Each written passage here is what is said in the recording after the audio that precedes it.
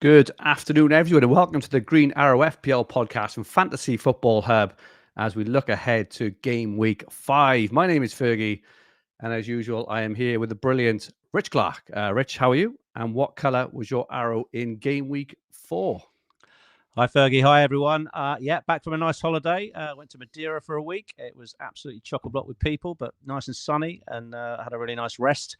Only caught one game, the Manchester Derby, at the very end of the holiday. Managed to sneak my way into a bar and watch that one. But I'm well rested. And how was my game week? Yeah, not too good. A red arrow down to about 3.6 million-ish, so about a 600k rank drop. I don't feel I've done a lot wrong this season. I don't know about you, but I mean, you've obviously got off to a great start and everything. But I've had captaincy points every week, So I don't know a season where I've had a return from my captain in the first 4 game weeks. I've got 61 points, which is just below the average. 61 normally will get you a green arrow, but it's nowhere near a green arrow last week. Got lucky a little bit with Salah at the end of the game. I wasn't watching, as I said, but I think that was about a 96th minute or something. The penalty, wasn't it, against Burnley? And so got lucky there. Got unlucky with Van der Ven's 14-pointer on my bench, which would have turned the violins out to a very good one. Yeah, I mean, but if you look at my team, you'd have benched Van der Ven, right? You'd have played Porro ahead of Van der Ven. Anderson, absolutely. All my defenders got a return. They all got cleans. Anderson got DEFCONs and bonus points, so Anderson's looking good. That was fine, but yeah, the Van der Ven thing just it happens, doesn't it? But yeah, of course. What a that's a big one, right? 14 points last week would have been a good bench boost for me. Would have been about 22 points or something. That's even with Ismail Assar. Kept Ismail Assar. Brought in the 2 Palace boys, Munoz and Mateta, for the Sunderland game. Yeah, Munoz got a clean. Mateta didn't do much. And yeah, so bit of a mare week for me, but it was a rough week for many people. But it was a very good week if people wildcarded, wasn't it? I know you had Jack on, and I know you were talking about the wildcard. There's loads of people wildcarding, and they really had a good week. So if you're out there in the audience and you wildcarded, let us know how you scored in the chat, because it seemed to me to be a very good week for those that wildcarded. How did you get on, mate?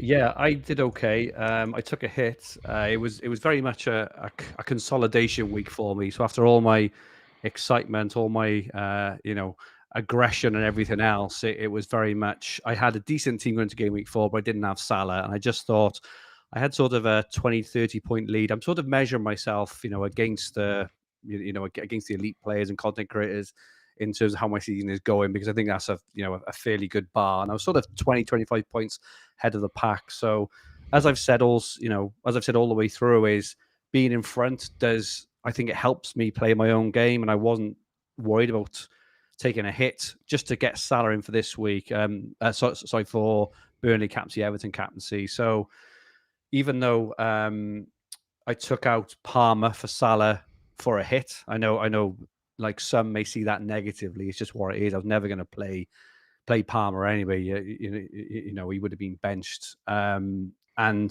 if it would have been for 1 week, I probably wouldn't have brought in Salah, and I would have rolled it. I didn't really fancy Salah to do too much in one game. I never fancy one player to do too much in one game, which is why I'm never that nervous about it. But over the 2 game weeks, game week 4 and game week 5, it seemed like I was going against the grain a bit too much over 2 game weeks. So I'll be captaining this week at home to Everton. But I took a hit. I did Salah and Ait-Nouri, who was injured, who was my differential last week, but was ruled out on the Friday for Salah. And I brought in Ekdal of Burnley, who hit DEFCON again. I think Ekdal has had the 5th or 6th most defensive contributions in the league this year. Okay. So I'm not expecting too much off him, but I may actually play him this week. They're home to Forest. He hit DEFCON against last week. I did bench him. But my main point of anguish was the Kudus. So I was having a bad game week. I was on a really bad game week. And Kudus swung in a corner right onto Romero's head. I actually called. I was sat watching the game with my son, and I was like, "Oh, Kudus is going to swing this in, kids, and Romero's going to bang his header, and I'm going to be reeling off."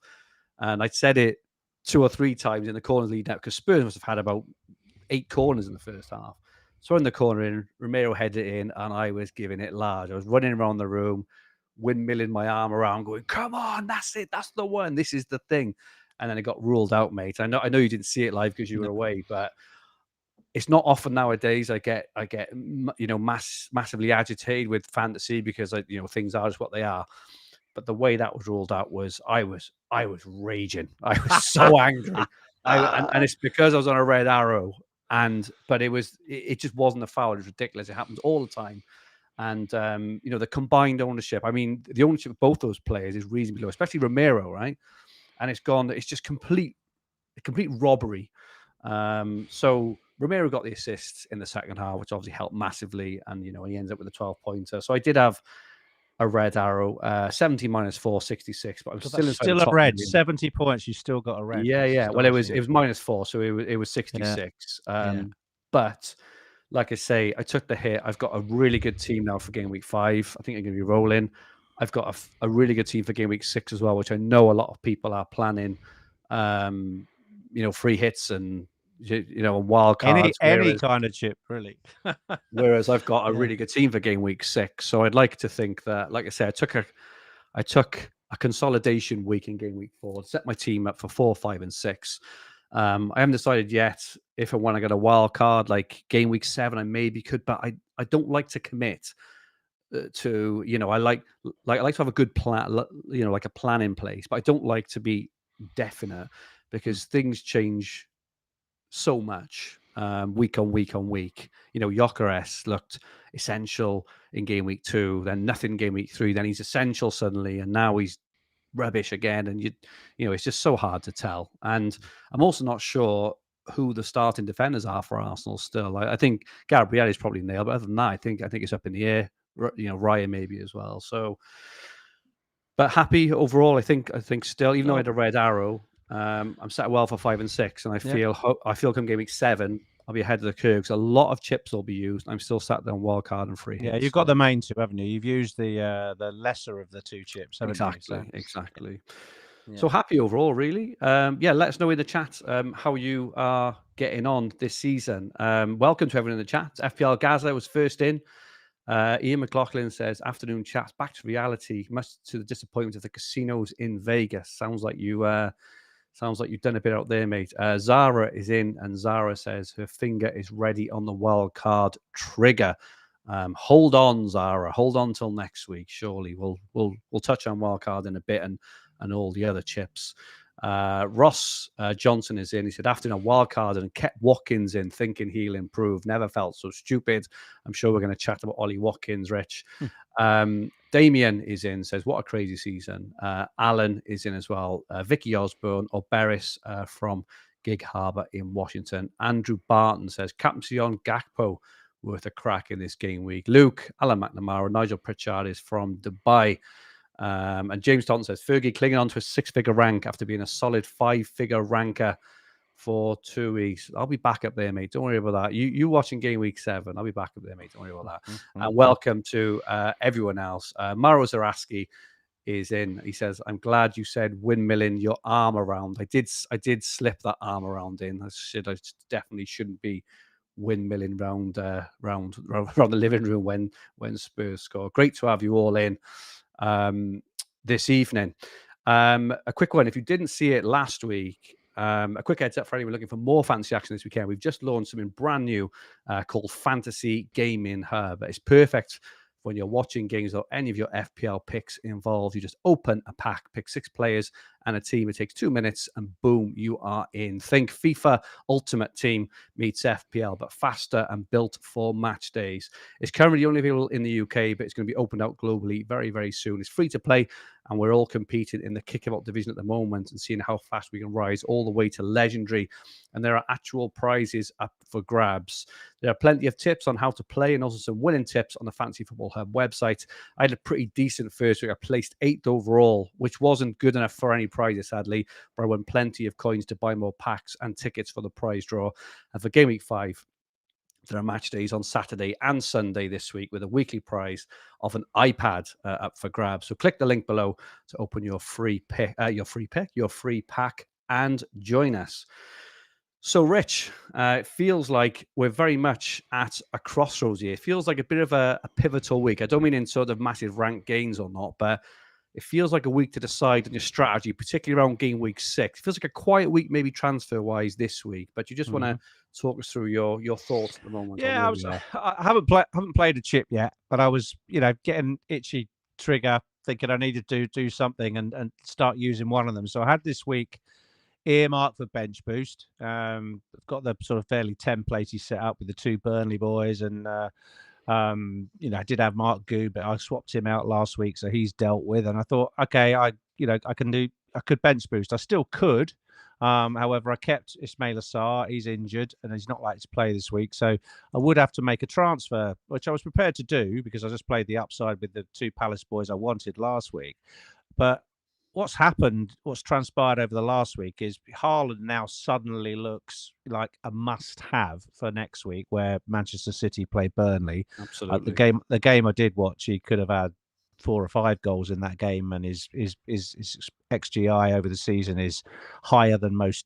I think almost all of the other teams, let alone just the other Combined. individuals. He's streets ahead in terms of the stats. So it feels very silly to ignore Haaland next week, whatever you do. But he's obviously not that easy to get to because he's 14.2 million. I think he went up overnight. He did. And most people either have Salah or Palmer and don't have Haaland, or they have Haaland already. So it's going to require a couple of transfers at least for most people to get the funding to get to him. So how do you do that? Do you save a transfer this week? That's going to be a very popular strategy, to do nothing, to save a transfer and then pivot off one of the mids, possibly off Watkins or possibly off a 7.5 million striker onto Haaland. Do you do that with precious free transfers, or do you just think, I've got too many non-performers in my team, as many of us will have that opinion, and they hit the wildcard button next week? I think you've already said to one of the viewers, keep your powder dry, hold on till next week. This doesn't feel like a good week to wildcard, and we'll come on to the score predictions next week. But it's forecast to be quite a low scoring game week in terms of the actual matches, so it doesn't feel like a great week to wildcard. And the fixture swing starts to change in game week 6. So I think next week's a much better week to wildcard than this week. Bench boost still isn't out of the question if you don't have any injuries, but I would say if you have to use a free transfer or a couple of free transfers to get the team with 15 starters, it probably isn't worth playing it this week. There will be other opportunities, and you might want to just think about game week 8 or game week 9 for the next opportunity to make it. Now, loads of people at the beginning of the season said they were going to free hit game week 6. That was probably the most content creators were saying they were going to free hit 6, keep their wild card till game week 13, and that was going to be the optimum way to play FPL. I think that seems to have gone out the window now, because everybody wants Haaland, not just for 1 week, not just for that Burnley fixture, but they want him in the team as a set and forget, probable captain option most weeks. And therefore the free hit kind of feels like it's being kicked down the road a bit. If you used it last week, you probably did pretty well, but actually if you still got it, in the corner there of the slide, Crystal Palace's progress in the EFL Cup means we may, and it means only a may at the moment, get a double game week before Christmas here.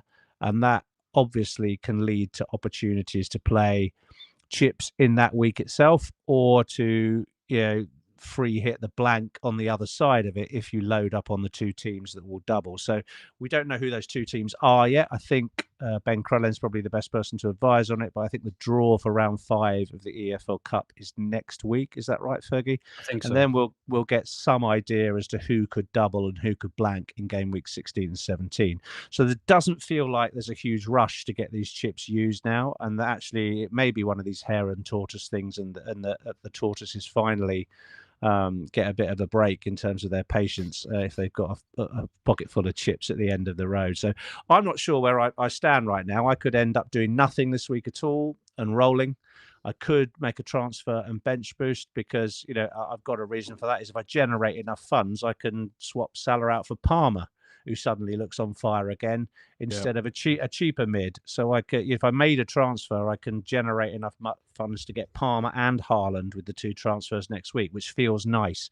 So I may still use the bench boost, but I think the sensible thing for most managers will probably be to roll after all that spiel. Where are you on this? How do you feel? You've used slightly different. You've used 2 chips. You've used your bench boost. You've used your triple captain. How are you feeling that things have changed in the last week? I think that, I stand by this. I said this after game week 1, and I stand by it. I still feel, regardless of what anyone says, that using the bench boost in game week 1, and I was fortunate in terms of the outcome, right? But regardless, I had 29 points. If I'd have had 12 points, 15 points, I still think in hindsight, and I thought at the time, still in hindsight, is the best way to play, because I'm fielding so many questions of people around when should I bench, and people are planning their moves around bench boost, and it's on everyone's mind, and it's obviously going to happen, right? You're talking about it now in game week 5. You might do in game week 8. If you wildcard in game week 7, you're going to have your bench boost in mind for game week 8, right? So your wild card is not a clean wild card for the foreseeable future. And this is the problem, is having to pick players in the short term that you don't really want in the long term. So I suppose my first thing I would say to you, Rich, just play your bench boost this week. I honestly would get it out of the way, out of your hair. And I think you'll feel better moving forward. You'll feel like you've got a clean slate, because you can play your free hits, your triple captain. You can play them anytime. You don't need to plan for those. You can just use them anytime which suits. I think with the free hit as well, I mean, it worked. It worked well last week, but I'm not massively sure that still. I think the average free hit was maybe, I don't know, 10 or 15 points better than just a normal team. I think I'd want a bit more than that if I was planning a free hit. I think it's different from planning a free hit and having it as part of your strategy, as in just playing it when your team looks a bit of a dud. It's like, if we get to game week 11, for example, and 8 of your players are playing away, 2 top teams are playing each other, free hit might be decent. You're not impacting your team. So I think that on bench boost, I would just get out of the way. I would urge anyone, get your bench out of the way. Don't wild card with the bench boost in mind. Would be my advice anyway. Just because it's just gonna handcuff you, and you're gonna be left 2 or 3 weeks down the line still with players you don't really want. Would be my advice. I think free hit again. Well, I just mentioned free hit. I probably wouldn't plan for it. I mean, if your team is looking like a dud and you want a free hit or wildcard in game week 6, absolutely fair enough to try and sort of, to catch up. I do think Haaland is probably going to be. It's interesting, because I think Haaland is probably going to be a good candidate for a triple captain in game week 6 as well. And obviously, you can't use 2 chips in one game. You can't use your free hit and triple captain. You can't use your wildcard and triple as well. So I think he'd be popular in game week 6. If I had mine left, I would probably play it in game week 6. Even though I think Burnley are not too bad at the back, Haaland just looks absolutely unbelievable. And Pep's comments this week about him as well. He said he's raring to go. He's in great shape. He's this, that, and the other. And I think the players behind him as well, in terms of Reinders, Foden's looking better now, are looking good. So that they're my sort of initial thoughts, I suppose, on the landscape. I would get bench boost out of the way, would be my big and use a free transfer doing it. Probably, because I do think that people are probably going to wild card in 6, 7, or 8 anyway. At least it's out of the way then. I mean, if you don't use a transfer and then you wild card in bench boosters in anyway, I mean, by getting bench boosters in on your wild card, you're effectively using transfers there anyway, because you're going to want to transfer them out in the future, aren't you? But there's enough cheapies around that you can set for, say, that Burnley Leeds game, or the the Wolves game in 9 and that kind of stuff, without spending too much. I know what you're saying, about having 5-6 million assets on your bench to make the perfect bench boost. But if you actually just fill your bench up with cheapies and target a certain week, then it doesn't feel like it's that much of a burden on wildcard. I know what you're saying. I'd get it. I just get it done. I'd get it done, because I think otherwise you're going to use your AFCON transfers or your second wildcard, which could be 20 game weeks away or more, to actually clear them out in the end. So, but again, this is the beauty of this season. I think we're seeing, FPL has become stale over the years, hasn't it? Because everyone's just getting used to playing a certain way, the most optimal way. Whereas I think this year it's opened up a massive variety of strategies and different ways of playing, and it's great. So that's a sort of early thoughts around chips. I suppose the double game week in 16, I've massively got my sort of eye on that. Really, I mean, if I haven't used my free hit by then, because I think I'd want to look for a bit of upside on free hit. You could use it then, but again, I think it's a state of play. I mean, there's no point holding on to your free hit up to game week 16 if you're ranked 8 million, because all right, you might get your massive bump up to 6 million, but I think you need to. It's gone at that stage. Yeah, no, absolutely, exactly. So yeah. But yeah, it's really interesting times, and it's just great to see. There's no template really, is there? I think this week now, Zara's mentioned, she wants to wildcard this week, for example, to triple captain in game week 6, but I wouldn't use a whole wildcard just to use a triple captain chip personally. I know you may want to wildcard anyway, but this week, with the way the matches are in terms of the matchups, there's only really one massive standout fixture, which is Liverpool home to Everton, and as long as you've got Salah as captain, it just feels like a choose your battles week. This week, just settle for the average, and then move forward next week. Would be my advice on that. I think so. But yeah, the Palmer. Interesting, you mentioned Palmer as well. There, yes. Think he could be. I don't massively like. Well, look at the fixtures now. Don't massively like his fixtures for the next few. Away to United. It's a nice home again. Brighton in 6. That's decent. That's a nice pivot off Salah, because if you keep that premium in midfield, and you've got another captain option in Palmer, get him in ahead of game week 9, because then you can concentrate on getting Arsenal assets if you're not wildcarding. Yeah, it's a good shot. And going to go deep. That's why I think I'm almost like, I might spend a free getting to the 15, getting enough money to allow me to get Palmer and then go Watkins to Haaland. That kind of daisy chain of 3 transfers. It would cost me a hit to get Haaland next week if I did that, but I'd be able to bench boost. I'd have Palmer, and I could triple captain Haaland. And I think that almost like could be paid for by the hit. So that's a combination I'm looking at. But yeah, Chelsea's they're not too good. I'm not too worried about the United fixture. I think that'll be, I think United will score, but I think Chelsea will win the game. And then their fixtures get really good between 9 and 12, don't they, Chelsea? I think they really do improve. Well, even 7 and 8, actually. If you were looking at last season, home to Liverpool, away to Forest would be 2 hard games. But actually, Liverpool are conceding a couple of goals in most games, as they did last night again. And Forest, well, who knows? We're going to get another week or two's information out of Forest before then as well. So, like at the moment, they've conceded 3 in the league, and then 3 against Swansea last night. So the way it's going, that could be a plum fixture, actually. Yeah. Looking at the fixtures at the top of the table, Villa are top still. We're going to touch on Ollie Watkins in a second. Absolute nightmare with those guys. Villa got Sunderland away in game week 5, Fulham at home at 6, Burnley at home in 7, which are 3 really good fixtures still. Can't get rid, can we? I mean, I'm sitting on Rodgers and Watkins, and they've done absolutely nothing. Nothing at all. Yeah, I just, we'll touch on Watkins next. Yeah. But, it's an interesting one there. Wolves fixtures are still really good. It's a shame for Strand Larson owners that, we got no certainty really over his minutes. He's got an Achilles tendon injury apparently, which I've had that before, probably not to the extent, but I know, and my son's actually had it as well. I know it comes on and stops. It lasts months and months and months. And isn't that what? Oh no, I thought Haaland had it a couple of years ago. I don't think it was actually. He had a stress fracture, didn't he? But it's just one of these injuries just go on and on and on, and not getting him to flog him for 90 minutes every time of the day, basically.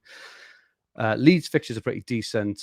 Forest interesting. What's your take on Ange, Rich, and what he's going to do there? Well, I got one thing that did work out for me a bit luckily was I sold Murillo last week for Munoz. Took a bit of a risk, even though Forest have, as you see, nice fixtures coming up. I just thought, look, Ange is a front foot manager. He's just going to attack all the time. I don't that changing with Forest over Tottenham. So I think my interest in their defence, in line with their fixtures toughening, means it was a good time to start getting off those assets, getting away from them. So I see a lot of them being sold over the coming weeks. But if you've got other fires, and plenty of us have got other fires, I think they're fine to hold for the time being. But whether or not they're going to be DEFCON monsters or give you the sort of same attacking returns from defenders that we saw last season, I'm not sure, because it hasn't happened so far. I actually quite fancy Burnley to win that game.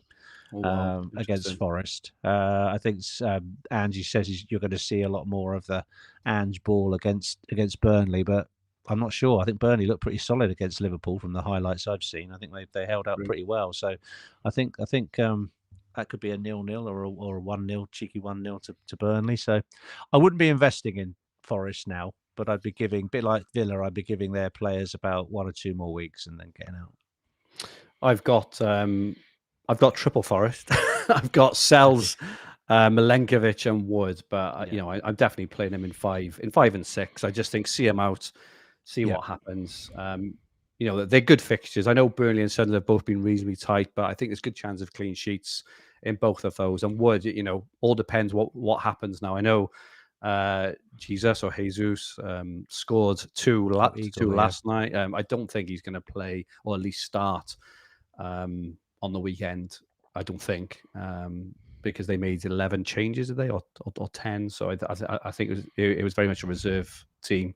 But I'll play them for 5 and 6 and see after that. But the start hasn't been good. I know they played Arsenal, which is obviously a really tough fixture, but to go 2-0 up and then lose against Swansea was something else. Spurs are interesting. I think I'm tripled up on Spurs as well, and I'm quite excited about it. I thought the Kudus was really lucky. He almost scored off a Porro assist in the 90th minute on West Ham as well. There was a really good cross from Porro and incredible save for Hermansen, in all fairness. They're away to Brighton this week, home to Wolves in 6, and then they got Leeds and Villa in 7 and 8. Nice games. I'm pretty excited. I know you're doubled up, aren't you, as well? I am. On the defence, but I think they look really strong, really good.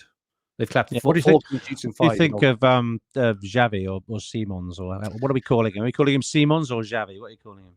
Xavi Simons. Yeah, whichever one. I think I just think they're easing him in. He took all the corners on the left-hand side in swingers against West Ham. That may have been just a ploy against West Ham because they're so poor. I think they're just easing him in on that left-hand side. I think in future they'll bring him inside, sort of number 10 role. So I think they're just easing him in, giving him some game time. I think he's played okay. I don't think he's done anything magnificent, but obviously, as we know, for most players, in all fairness, the Premier League does take some getting used to. So I think he's going to be a fabulous player, and they're just easing him in. But I don't think he's a buy yet at all, personally. And there's just so many players who can play in those 3 or 4 spots. I think Kudus is nailed. The rest are pretty much up for grabs, I think, because you've got Sarr who could play in the 10 or play in the 6 as well. He's been absolutely sensational this season. But yeah, I'm pretty happy holding 3 at the moment. I saw a graphic yesterday that Porro I think he's top for every attacking metric for all defenders in the Premier League so far this season. So he looks a really good hold as well going forward. Man City are next, away to Arsenal. This week's obviously a tough fixture, and then they go Burnley, Brentford, Everton. So that switch to Haaland, as you've said, is massive. Mandatory. Yes, I think so. And just one more. Bournemouth are sat in 7th place. Semenyo on penalties. Took the penalty ahead of Nielsen on the pitch. Crazy. He scored a penalty, and I was like, "Oh my god!" And I didn't go for him. I was slow. He went up in price, I think, twice last week, and so he priced himself out. And I can't afford him this week either, unless I sell Verts or something. It was something silly. I basically I'm priced out of Semenyo, so I've got to go another week without him. And he's on the surge, isn't he? Unbelievable. And it doesn't look like Kluivert's going to get back in the team. I don't think so at the moment. I think they've got a good team. Yeah, I think only barring injury, really. I think that Tavernier's look really good as well, and and Bournemouth overall, I think have looked really good this season. Beat Spurs away. So yeah. In terms of players, then specifically looking ahead to game week 5, Rich. You've put a few players. Just want to talk. Yeah, well, we just talked about Semenyo. I think if you haven't got him in already and you can get to him, certainly you'll see a lot of people pivot off Salah next week to Semenyo and then probably upgrade a 7-5 striker to Haaland, and that's affordable with a bit of change. That seems like a nice move, a very sensible move, if a little template to go Salah to Semenyo and 7.5 and up to Haaland. Like that, I may do it. But the guy on the other side looked electric last night. I chose to watch the Bayern Munich game for Chelsea rather than the Liverpool game. Palmer was back to his best last night. Wow. He had a goal disallowed late on for a brace. It was given, but then it was later ruled out by VAR. It was a lovely finish again.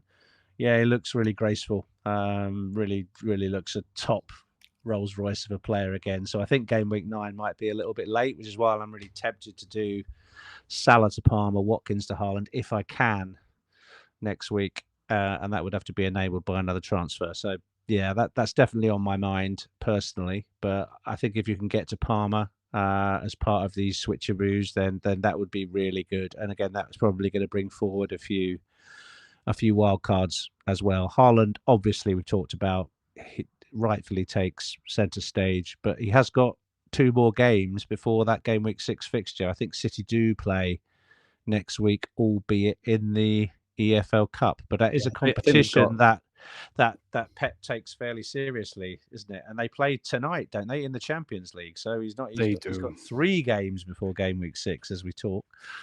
Yeah, he's going to play this evening. I think they're home to Napoli. Then they've got Arsenal. There's no way he plays against Huddersfield in the EFL next week. But still, he's going to. He might be on the bench. He might be on the bench. He might be on the bench. I think it's Huddersfield. Is it?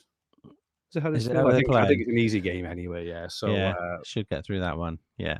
I mean, I think Van der Ven's made it in here, maybe, and Lacroix. I think these Van der Ven, obviously, off the back of the 14-pointer, he's had another price rise this week, which I'm happy about. Looks a good, cheap way into the Spurs defense. We've said that Porro's losing a few set pieces to Xavi Simons now, and I expect that will continue. So yeah, if I was buying new.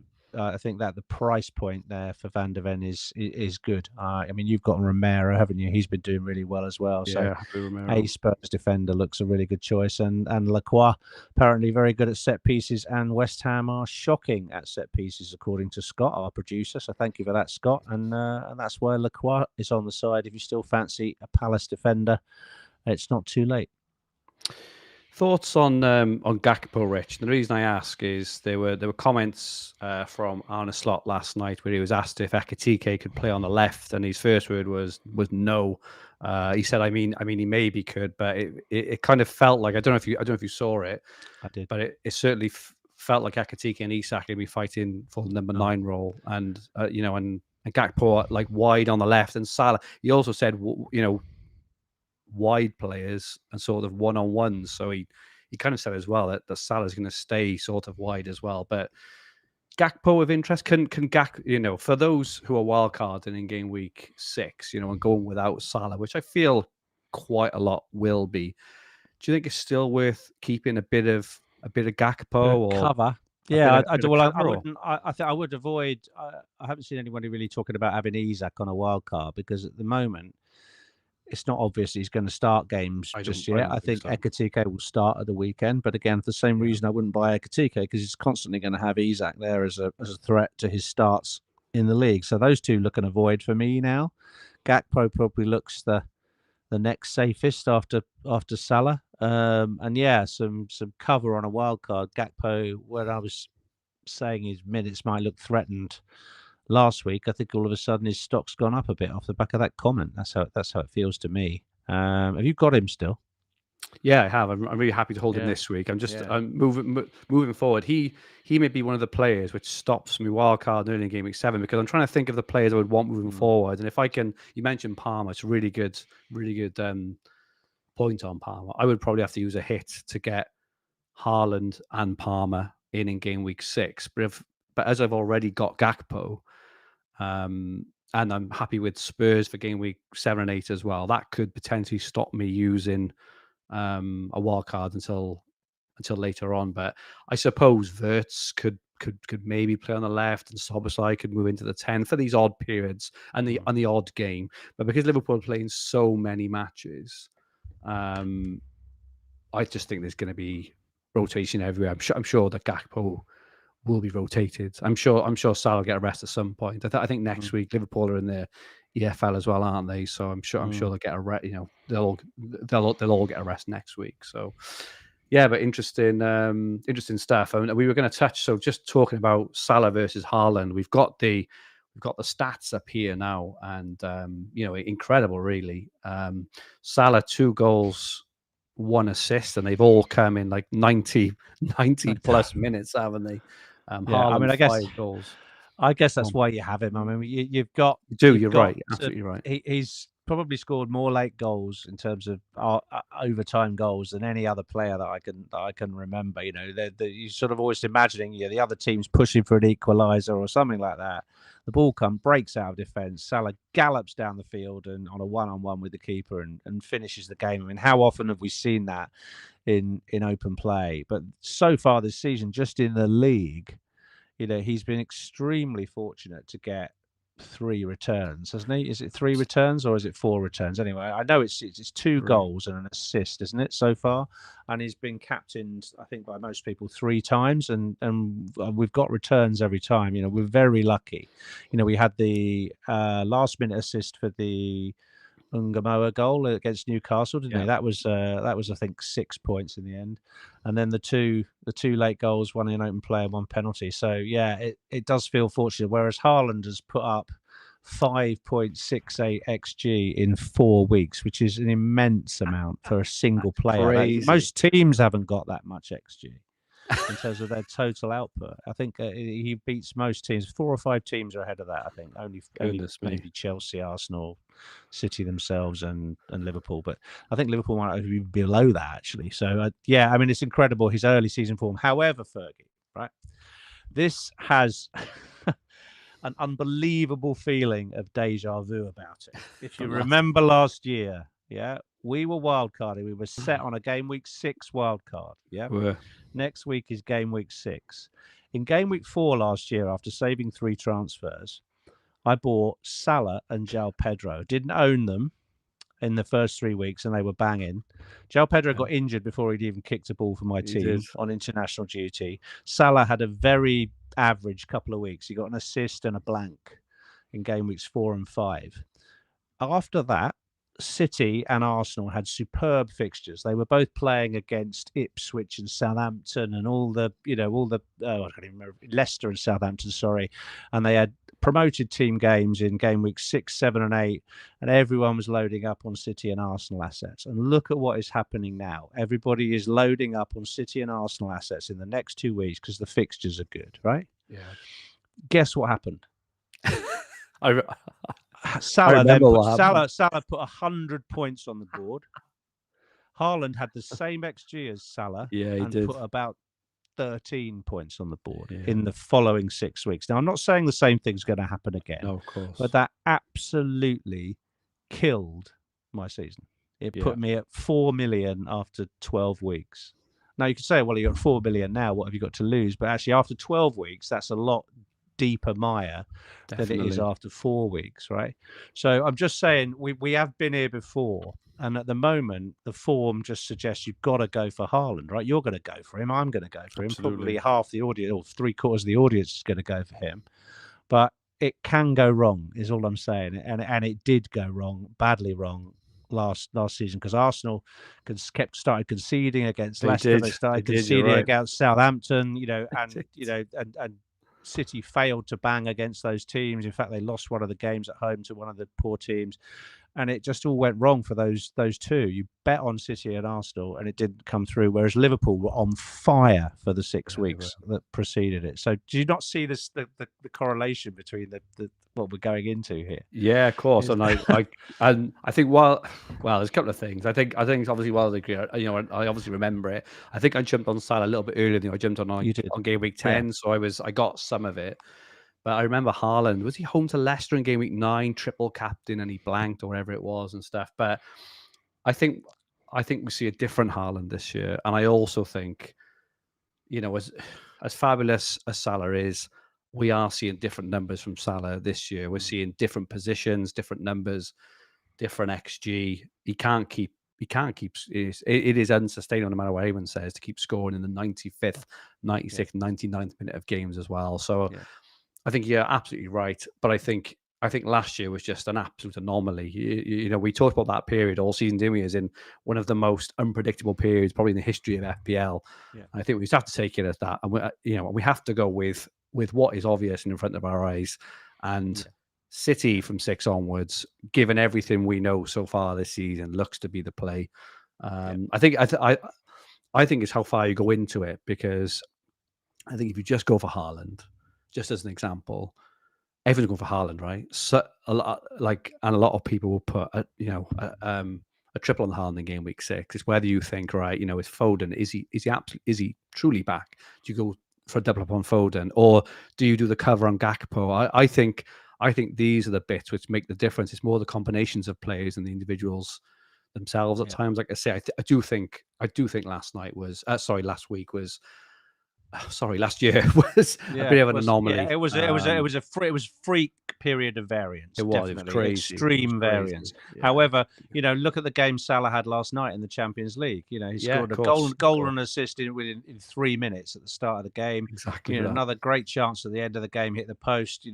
Great cross that was blazed over by Ekatike in the last minute. To win the game. So huge amounts of chance creation, huge amounts of big chances and involvement. He really looked back on it again last night. So that just suggests, maybe if you're wildcarding and you want to go for both of them, it could be the period to have them both. I'm not saying ignore Haaland, of course I'm not, but I'm just saying that go without Salah and just understand that what he's capable of, despite the early season numbers at your peril. There we are. Agree. I do think we can go without him, definitely for 6 and 7. I think away to Palace, away to Chelsea are tough all games. And I think, he could return in both, right? But he's definitely not going to captain him in either of those games. Home to United in 8, that could be the time where, let's just say, for example, Salah is still performing well. He scores against both Palace and like maybe wildcard in 8, once you've got a lot more information on everything, maybe, it could be the play. We also wanted to touch on the whole Watkins. Firstly, sorry, we've had a super chat, Rich, off Op Talent. He says, "Hey, gents, start 2 of these 2." So he says, Esteve, who is home to Forest, Porro away to Brighton, Tosin away to United, and Reinders away to Arsenal. He's currently thinking of playing Esteve and Reinders. What are your thoughts on those 2 players? So Esteve, Porro, Tosin and Reinders. I don't know. I think I'd probably start Esteve v Forest. I've got to make that decision myself. And based on how Reinders played last week, I'd probably start Reinders against Arsenal. I think I'm going to start those 2. I think I'd prefer Porro and Reinders, but Esteve is decent. I just think that Porro, he's got a really good chance of attacking returns, and Spurs have kept 4 clean sheets. I might start Porro as well, to be honest. Yeah, exactly. Good stuff. Let's have a look now at Watkins and Gyökeres side by side. Obviously, Watkins 0 goals, 0 assists. He's actually had more shots than Gyökeres, more shots in the box. He's only had one XG in 4 game weeks. Obviously, his next 3 fixtures are fantastic, Rich. They're away to Sunday. I say they're fantastic on paper. Away to Sunday, I think, is actually a harder game that we thought it was going to be a couple of weeks ago. That looks, a tough game. But then home to Fulham and home to Burnley both look really, really good. And it's whereas a lot of people moved on to Gyökeres already, but they're home to City this week, away to Newcastle, and home to West Ham. I would say that with Gyökeres, he was brought off after 68 minutes ish in both games on the weekend, and in the Champions League midweek. So, what are your thoughts on these 2 players at the moment? And are you going to stick with Watkins and Rodgers? I suppose. I'm not going to sell Watkins and Rodgers ahead of Sunderland. No. But the decision becomes harder as per the part. If I want Palmer next week, I have to sell Watkins. I can't sell Mateta. So it becomes a bigger choice about having a slightly worse third striker and therefore using that 9 million price point, which was one of the reasons I own Watkins, because it's easier to get up to Haaland off these guys than that it would be from a 7.5 or below. So yeah, it's Watkins to Haaland would enable maybe Palmer for me if I make a transfer this week, but I also plan to swap and pivot off Watkins to Gyökeres in game week 7. That's always a planned move. So if I don't do Haaland or someone else, they're all linked really, aren't they? I just think, well, I'm going to give Watkins one more week. I do think it's a good week to roll if you can, and I think he could quite easily come good against Sunderland. And in which case, once you've got some returns off these Villa boys, you can say goodbye to them with a far bigger smile on your face. That your patience did pay off to an extent. So I don't think he's a knee-jerk sell. But I feel if I was wildcarding now, I'd definitely have Gyökeres just ahead of despite the City fixture and ahead of Really? Would you really? Yeah. If I was on the wildcard this week, I would. Would you have Watkins on a wildcard if you were wildcarding this week? I would. I just. Wow. That makes you feel a lot better. well, it's a good, it's a really good. So Scotch has posted a controversial comment in the chat. Will Watkins ever score again?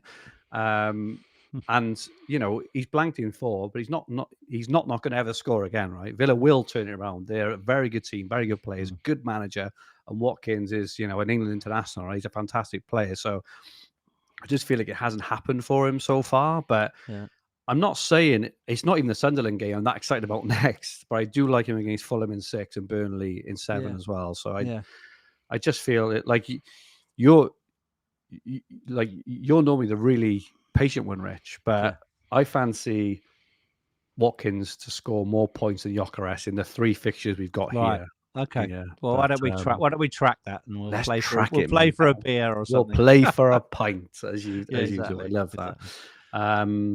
But yeah, I just feel like if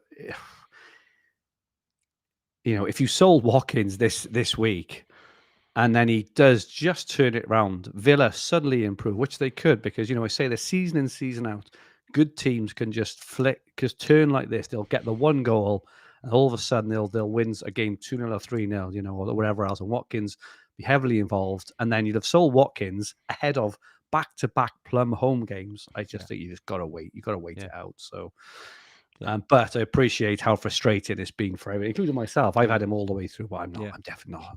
I'm not selling yet. No, well, just on Gyökeres, I mean, with Saka out, and Eze and Madueke starting to really look good on the wings. Absolutely. I just think the chance creation for Gyökeres is going to be very high. He's on pens now. No competition for pens. We're still not sure about Watkins's pens. He did score. He was one of the few Villa players who scored in the penalty shootout. So with Tielemans out, I would think he's probably fairly safe on pens in the match. It's not guaranteed, but he should take the pen if he gets one against Sunderland. So, yeah, Gyökeres just ticks a lot of boxes at the moment with Saka out the team. So I do think he'd be on most wildcards, and you'll see a front line of Haaland, Gyökeres, and Pedro probably will be the template if people do that. Yep, good stuff. Let's have a look at predicted points for the next 4 game weeks. Just to back up or not our chat, Haaland is top over the next 4 weeks. Obviously, Salah's good run ends, or Liverpool's good run ends this week. They run into some hard fixtures, and City's improved. So Haaland's on 29, Salah on 28.4, and then a little drop down. Semenyo, I mean, he's having a spanking season, 24.4. Watkins is still high on predicted points. It's obviously based on a lot of historical data, but it does look at current team strengths and things like this. So he's 4th overall. I mean, just can't sell him personally. Bruno, mind you, is 5th, and United's just ish. He's still sticking in most analytics teams, and they're not selling him. you can have your DEFCON. João Pedro up there as well, 22. Palmer, Gyökeres, and Mateta. Then Ekitike and Buemo. Foden, interestingly, has bumped up. We bumped his minutes up this morning. Yeah, we haven't talked about Foden. What do you think of that? I think we get to see him this week, which is good. And if he performs well this week, if he gets 70 minutes plus, we get to see him in the Champions League as well. So I think he starts in the Champions League against Napoli this evening. I think he'll start on the weekend as well. You get a rest midweek, but I liked Pep's comments, and that he kind of cleared the deck for him. He said last season, he said something like, he had injuries and other things going on, and he said they're all gone now. So I like that. It's almost like, and he can get back to the player he was the season before when he won the PF Player of the Year. Was that the year before that? But I do think he could be the kind of player that, if you wildcard him in game week 6, for example, he could be the difference maker. Like I mentioned earlier, it's the combination with Haaland. If Man City go and put 4 or 5 past Burnley and Haaland 2 and Foden gets a goal and assist or something, that's the thing which really puts you ahead of the curve, because everyone will be looking to bring Foden in then, ahead of game week 7. So he's that kind of punty player. Like, I'm looking ahead to Fergie as a punt game week 6.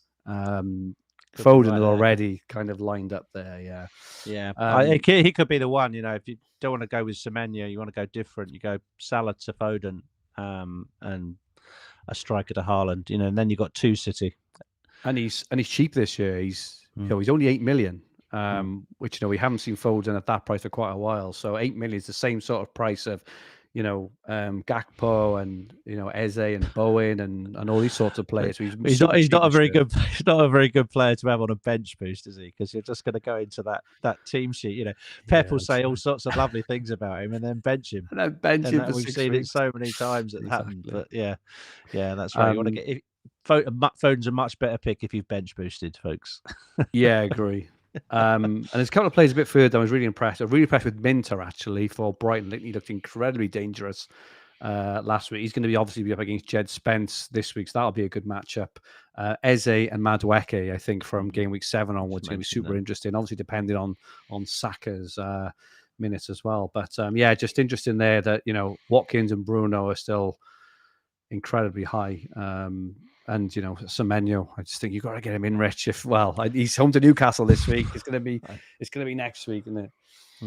I think he'll be in at some point. I think he's a great pick, even for 7.5. I think people who got him for 7 got an absolute bargain, but he's still good value at 7.5.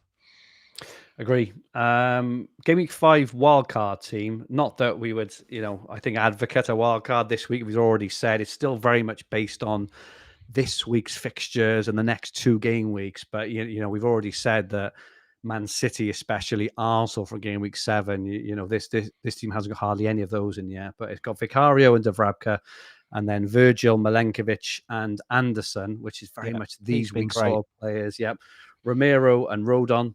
And then Salah, Semenyo, Bruno, Anderson, and Reinders, and then Watkins, João Pedro, and Evan Nielsen. So you've got to think that the AI is thinking about Salah to Haaland. Why is the AI not putting Haaland straight in? It just doesn't fancy him this week. It just feels like Salah's, he's captaining him at home this week, 7.6 points. Captained is, 15.2 points this week. So it thinks 5 weeks ahead, but it's very focused on the current game week, also. So it's probably looking to do a hit next week to get Haaland in, I'm guessing, and then it'll have Haaland and Reinders. Obviously, Reinders is another one at 5.7.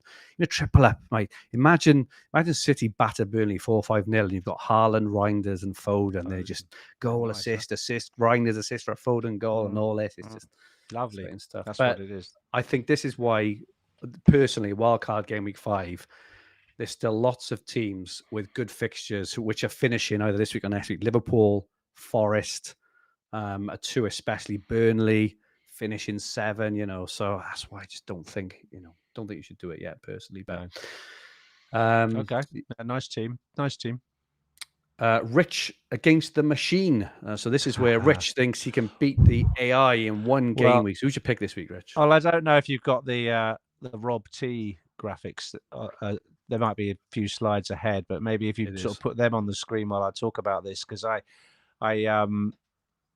found it really difficult to pick an obvious pick that was exceeding what the algorithms were forecasting. The algorithms are they're starting to learn now. We're 4 weeks in, they're starting to get pretty good with their points. But I made it 1-1 just I went away last week. I didn't do one, but Ismail Assar was my pick before I went away, so I managed to equalise with the first. He did score before he got injured, so he beat the AI predicted points. So I've gone for someone who you wouldn't think to go for this week. He's got a tough fixture, but I just was so impressed by his performance in the Champions League and in in the league game last week. I've gone for Noni Madueke this week, playing against City. He's only forecast to get 4.3 predicted points this week, so I actually think that there's a high chance he might beat that. He's only got to get an assist to do that, and that's so I've picked him out as my Rich against the machine pick. He is not going to be appearing on any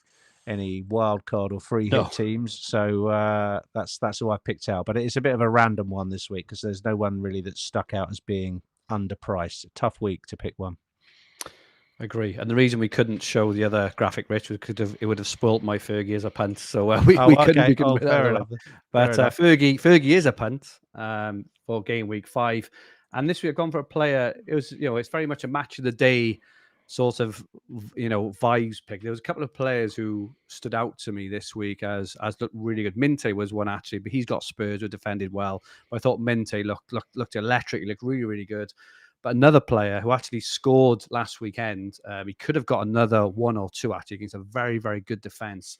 But I was super impressed with Kevin Schade. And I really think with, with obviously Tony gone and Buemo gone, Visser gone, that, it could be Schade's time to shine. And I think that, over this season, when the fixtures improve, I mean, their run overall isn't great. They've got Fulham away this week, which I think is a decent fixture. Then United at home. So I actually like the next 2. And they then go City. They've got West Ham and then Liverpool. But I think Schade could have a breakout season. He was uber impressive. If you remember, at the end of last season, he was in lots of teams, wasn't he? He did really well. But he scored a really good goal, and he forced a really good save or 2 out of Sanchez as well. So I think he could be one we're looking at in a few weeks and thinking, he may be one who's got away so far and getting him in. Who've Brentford got this week? They're away to Fulham this week and then home to United in game week 6, which I think they're decent fixtures and I like him. So they're looking better than we thought they would, aren't we? Under Keith Andrews, they've lost a lot of players, but we were having search to go down. I don't absolutely. Think they're going down. They've looked really good actually, and they played so well against Chelsea. So I just think he's a good shout, and I think he could go under the radar. I think 3 of the next 4 fixtures are pretty good, and I quite like him. Best captain for this week. Our poll was broke this week, so hopefully Scott is going to put a poll up in the chat. Let us know who you think is the best captain. Scott has just put up a poll of Salah, Haaland, and Watkins. I can't see Watkins getting many votes, but obviously Salah. Liverpool have got the plum fixture this week. It would have been interesting if Salah were blank last night. I think this poll would maybe have been a bit different. But Salah top of predicted points with 7.6, Watkins second 6.4, Semenyo 6. Haaland 6, wow, and then Bruno, Virgil, Ekitike, and Gakpo. It's all the Liverpool players because they the only one with the standout fixture this week, I think. So, Rich, what are your thoughts on? I'm very encouraged to see Watkins second on that chart. So hopefully, if he gets one of his, because he's prone to sticking on the odd, 17 pointer, isn't he, Watkins? If we get that from him this week, I'll be delighted. So I think I'll probably have Watkins as my vice, but I'm going to play it safe with Mo this week in the early fixture. Definitely going to captain Salah, especially after last night's improved performance. So I think he's fine. However, I think it's a good week to take it on. If you do want to have a differential swing, hence the poll, and there are other candidates out there. I think when we get onto the predicted scores and goals, you'll see that it's a very sort of level week across the 10 games, and therefore that's a good week to have a swing and try and get ahead of the pack if you're prepared to go against the template. Joe, a really good shout by James Thompson, and hadn't thought of this actually, but definitely Semenyo for me. Bournemouth home against a tired Newcastle post Barcelona, and then travel all the way down to the south coast. I haven't really thought about that. James, certainly. You getting Andy Martin will be outside the hotel, won't he? Checking him again. Checking he's getting off the bus. Yeah, absolutely. Andrew Barton says Gakpo. I like that. I like that as well. I think while Everton 0-0 last week. I think whilst Everton have improved going forward, I think they look a bit leaky at the back as well. So it should be a good game. I think Liverpool's going to win like 3-2 with a 90. Well, No, with a let's hope so. 167th minute So. penalty or something. Virgil will probably win it in the last minute again. That was an amazing winner last night, wasn't it? He did it again, so got to get Virgil in. And then look at his right up there. Look, there's 6 on the list for captain. You got a defender in there and Virgil. Quite amazing. He's got his DEFCONs, haven't he, as well, Virgil? Got his DEFCONs. He's looking a great pick, Virgil. Yeah. Nice looking at the projected goals and clean sheet odds, this is from Rob T FPL. Make sure you give him a follow on X. But Liverpool are top for both goals. It is definitely the standout fixture of the weekend. 2.11 goals and 39% chance of a clean sheet. But to your point, Rich, Arsenal's second in terms of goal expectation, 1.65. Interesting. So this is why you fancy every other game. It's all you're looking at 1-1 draws here across the board almost, aren't you? In terms of like what it's predicting.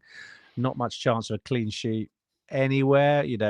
Only about a third likely in the Villa game. I think Villa for defenders stick out as after Liverpool was the 36%. So yeah, it looks like most teams will concede one and struggle to score more than one, looking at that. I think so across the board. So overall you're looking at 20 goals tops across the whole league. So it doesn't feel like a great week to play a chip. It doesn't feel I know you were saying bench boost, but bench boost for what? Appearance points? That's really all you're looking for, isn't it? You're not going to get much.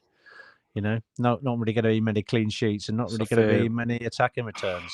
If you look at it at the macro level, which I don't often do, I just think No, it's a very fair point, but I try and look at it at the kind of ultra macro level of just getting out of the way. I think will just free you up. That's the way I look at it, rather than the 10 points. The 8 points worth is the 12 points. Is for me that 4-point difference is worth being free of the shackles and picking a wildcard team they actually want going forward. But again, that's complete personal preference. Good stuff. I'm not too sure on the Brighton against Spurs thing there. It's got Brighton are going to beat Spurs, and Spurs only a 20% chance of a clean sheet. They're going to win a 1-1 draw against Spurs is what they're going to do. I think it looks a bit. But yeah, I think that could go either way, couldn't it? It could be quite an open game. Maybe slightly more chance of a 2-2 in that one than the other games because they're slightly higher. But yeah, I mean, all of these games could go either way, and we saw. Well, the other thing that, again, talking macro, we've seen quite a few stats this week about the number of clean sheets we've had in the first 4 weeks. It's considerably crazy up on last season. I think it's 32 clean sheets out of 40 matches. So 80 possible clean sheets. We've got 32. That's much higher than we had last season. I think we had 18 in the same period. So almost double the amount of clean sheets. I'm not sure that's sustainable. I don't know. No, I don't. But it does feel though that maybe teams are defending better, and we should go 5 at the back all of the time. Fergie, I don't know. Are you thinking of changing your formation, or going to still keep playing 3 defenders? I'm tempted on wildcard to go for more defenders, but it's mainly because of DEFCON rather than the clean sheets. I just feel I think we spoke about this last week while you were away, Rich, but it just feels like there's sort of 6 to 8 points up for grabs every single week for free at the moment by certain players. Virgil, Senesi, maybe even Ekdal. All these kind of players are just banging them in every single week. So. Interesting. Maro, who plays my snooker team, says, Ferg, me and Lave are up the club now. I'll get a pint in view. I'll have a cause, please, Maro, if you don't mind. You better hurry up to your team. I'll have the strongest cause they've got. Let's have a look, Rich, at your team this week and your plans. Yeah, I think just for those listening, at the moment, this has come from the AI, so it's suggested that I play Dubravka and Esteve over my Tottenham defenders and Sanchez. Now, there is a rumour that Sanchez may get rotated just because Maresca said he can't play every game. We've got too many games. Jorgensen may get a game. I think Jorgensen's likely to get the EFL game next week. So I'm not too worried about Sanchez's start, but they are away to Man United. And I do think that however bad Man United have been in terms of their results, they have put up top 3 or 4 levels of expected goals in terms of Yeah. the first 4 weeks. I do think they'll score at home against Chelsea. Chelsea's defence isn't that good. Yeah, I mean, Harry Kane tore them to pieces last night, and I think that probably is the right prediction, to go with at least one Burnley defender. I'll either play the keeper or I'll play Esteve. But I'll do, to our audience and super chat earlier, I do think I should start Porro. I will probably put Porro in.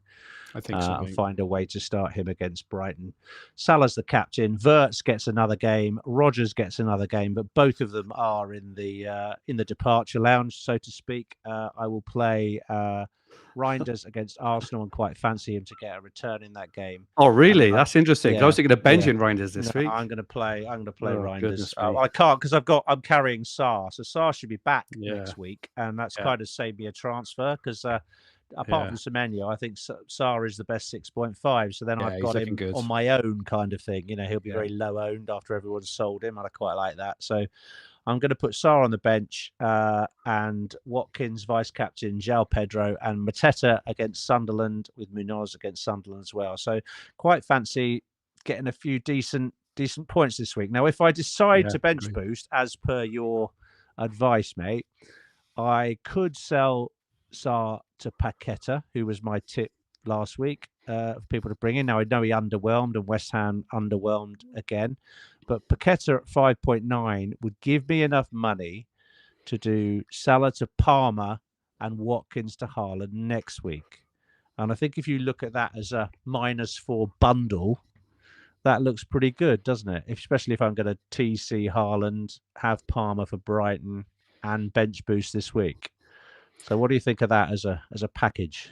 I think that's the kind of move I would make, but I'm not saying that's the right thing to do. But like I say, I'm firmly of the camp of I just don't want to be thinking about bench boost for the next 4 or 5 weeks. And I think no matter how much you think you're not thinking of it when you're making your transfers, I think obviously not with Haaland and Palmer, specifically. I'm not talking about you here. I'm talking about all managers.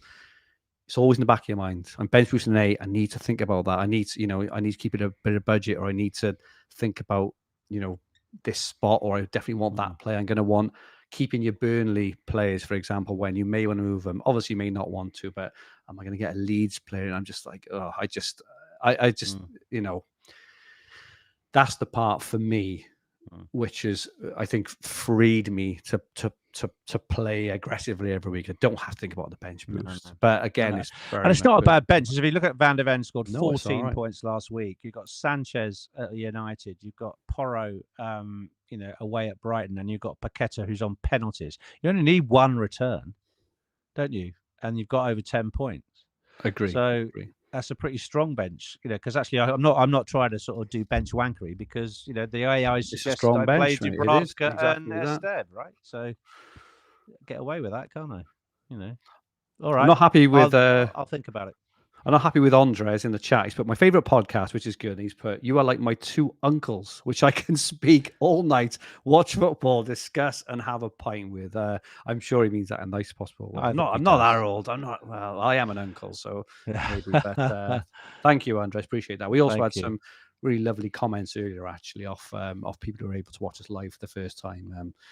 Great to have you with us. Looking strong. I just can't believe, Rich. Like, I was just laughing at Wirtz, Rodgers, and Watkins. Who would have thought at the start of the season you wouldn't have had one return in 12 games out of those players? Yeah, that is mental. That is just pure bad luck. Look ahead at my team this week. 93% game week rating. At the moment, I've got Reinders and Porro on my bench, but I've got Sells and Milenkovic, who obviously played Burnley this week. I've got Romero. It's telling me to play Ekdal for the same reason with you with Esteve. It's that game home to Forest. Salah captain, Semenyo, Gakpo, and Kudus, which I'm really, really happy with. Watkins, João Pedro, and Chris Wood. So I'm definitely going to play Porro, which I'll probably play Ekdal. I gotta back my boy Chris Wood to get a goal on the weekend. Wipe out my bench boost. Yeah. Why, that would be doubly sweet, Rich. Can you imagine? Yeah. But at the moment, I'm benching Reinders, and I can't see who I wouldn't play. So obviously, I'm definitely playing Salah, Semenyo, Gakpo. Kudus has been really unfortunate not to return. Watkins, João Pedro, and Chris Wood. So at the moment, I'm benching Reinders. It's the Arsenal game. I think I think Arsenal. I think you'd be on my bench. In all honesty, roll a transfer. Yeah, the Arsenal game's looking like a 1-0 to someone, isn't it? It'll be a tight game. Yeah, last season it wasn't. Last season I was away on a golf weekend and we all watched the Arsenal City game. It was 2-2, I think. It was a great game. So yeah, could be a high scoring one. Arsenal's expected goals conceded this season. I don't think they've conceded yet in all competitions in open play, have they? So I think they've looked super strong. So I'm happy. So I'll probably play Porro ahead of Ekdal, roll my transfer, and then next week, very loose plans. Firstly was to go Salah out, Haaland in. I haven't got as far yet as for who, but I do like the Palmer shout. So there is a potential I can factor that in and take a hit and get Haaland and Palmer. I do like the look. There are some cheaper players. You do 3 transfers to enable that, would you? I can do 2. Just Salah to Haaland. I can do 2. I would probably have to do 3 if I wanted Palmer as well. Yeah. I think. Yeah. I would have to. But like I said, I don't really mind taking a hit to avoid a wild card and still have that's right as well. Great team. Kick it down the road. If you've Exactly. got the 2 premiums, it's going to mean you can kick the wild card down the road a bit, and that's the other thing I like. I like quite a lot. So you've definitely given me something to think about with the bench boost there, mate. Thank you very much. I haven't written it off. I mean, please don't take my word for it, mate, as I say, because I think it's a tight call. But it depends what you want from the bench boost. I think you'll get 8+ points off that bench boost. If you're happy with that and move on. But I think the decision for all managers when it comes to this is I wouldn't just think about the individual game week points of your bench boost personally. I would think about your overall macro strategy of your chip use and your mindset of when you wild card. That's my personal advice to everyone, But yeah, that is it for us for this week. Thank you so much to everyone who joined in the chat. Those who are going to watch it back and those listening to the podcast version, your support, as usual, is very much appreciated. I don't think I'm going to be here next week. I think this is something like episode, I think it's about 260 or something, and I've never missed an episode. So I'm away golfing in Portugal next week. Wow. Is this going to be like when Gary Lineker took over from Des Lynam? Is that going to be? I don't think it's quite that thing. But I'll definitely be tuning in, Rich. All right,